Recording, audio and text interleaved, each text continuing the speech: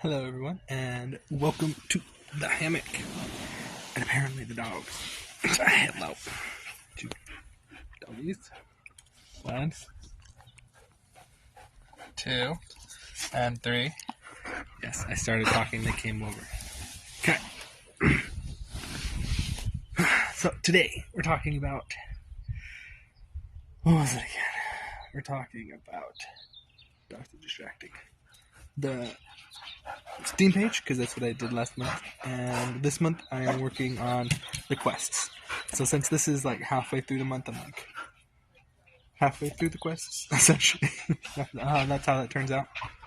So here are some stuff about how I did the Steam page. Here's a QR code and a couple of pictures that I used. So the main tip and trick that I used is that Steam, when it has you put up a game, has you upload like 20 different images in different sizes. I almost got attacked by a dog. So, to do that, to help mitigate me making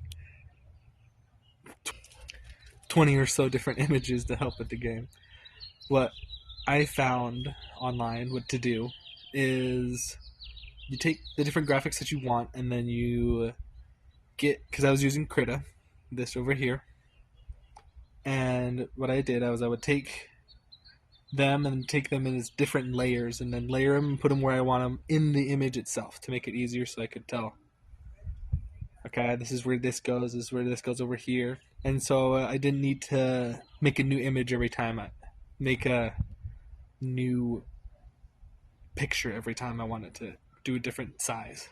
So did that. And as far as that goes, everything turned out great. It started showing around. People think it looks cool, and that's fun. That's gratifying. So what was next is the quests. So this is what the quest looks like now. I'll roll a little video on that, and I wanted to add a uniqueness to it so you can make quests. Dogs are barking. I wanted to add a uniqueness to it so you can make quests and get it so you can go out on your own quest, essentially. You can sign yourself to go out on something. And as an additional way to get materials, because you don't have to go out and gather everything yourself. You can send the guild out, and it'll just take a couple of days, and it'll be cheaper than buying it and selling it from, like, somebody else. Because that has a higher demand to it than having it from an adventurer, if that makes sense. So